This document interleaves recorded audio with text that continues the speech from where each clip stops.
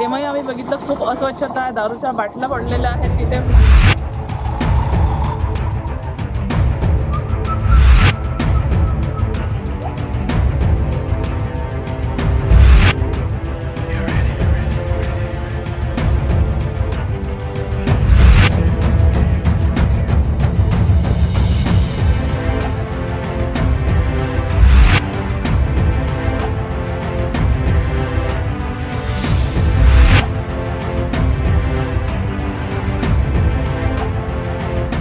बाहेर म्हटलं म्हणजे सगळ्या बिअरच्या बाटल्या, दारूच्या बाटल्या पडलेल्या आहे, प्लॅस्टिकचे ग्लास पडलेले आहे.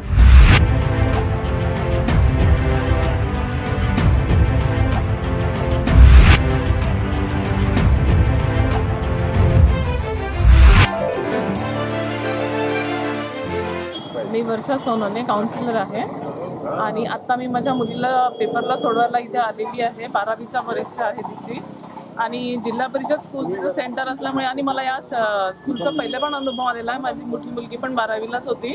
तेव्हाही आम्ही बघितलं खूप अस्वच्छता आहे, दारूच्या बाटल्या पडलेल्या आहेत तिथे, फुटलेल्या अस्वच्छता आहे, पाण्याची व्यवस्था नाही आहे, टॉयलेटची व्यवस्था नाही आहे. मुलांनी कशा वातावरणात पेपर द्यावा, आपलं उद्याचं भविष्य आपण म्हणतो, आपण त्यांना घरी इतकं छान वातावरण देतो की त्यांनी त्यांचं माइंड फ्रेश राहून त्यांनी चांगला अभ्यास करावा आणि त्यांचं भविष्य उज्ज्वल व्हावं याच्यासाठी. आणि नेमकं त्यांना जे परीक्षेचा काळ असतो, या परीक्षेच्या याच्यामध्ये त्यांनी कुठल्या वातावरणात पेपर द्यावा आणि कसा द्यावा मला तेच कळत नाही आहे. अस्वच्छता याच्यामध्ये नेहमीच बघायला मिळते आणि मला असं वाटते की हे वातावरण जे आहे ते बदलण्यासाठी प्रशासनाने याकडे काळजीपूर्वक लक्ष द्यावं. कारण पेरेंट्स लोकांना पण खूप त्रास होतो आहे ह्या गोष्टीचा की त्यांचे मुलं कुठल्या वातावरणामध्ये पेपर देणार आहेत. तर मला एक नम्र विनंती आहे माझी की सर्व पेरेंट्स लोकांनी पण ह्या गोष्टीचा फॉलोअप घ्यावा आणि प्रशासनाकडून एवढीच अपेक्षा आहे की त्यांनी ह्या गोष्टीकडे काळजीपूर्वक लक्ष द्यावं आणि आपलं उद्याचं भविष्य जे मुलं आज इथे पेपरला द्यायला ते चांगल्या परिस्थितीत त्यांना वातावरण मिळावं ह्याची काळजी प्रशासनाने घ्यावी. नमस्कार, मी अमोल कलाल. माझे पाल्ले इथं जिल्हा परिषद शाळेला पेपर द्यायसाठी आलेले आहे 12वीचे.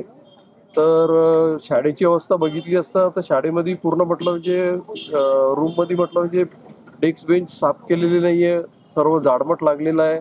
बाहेर म्हटलं म्हणजे सगळ्या बिअरच्या बाटल्या, दारूच्या बाटल्या पडलेल्या आहे, प्लॅस्टिकचे ग्लास पडलेले आहे, साफसफाई केलेली नाही आहे.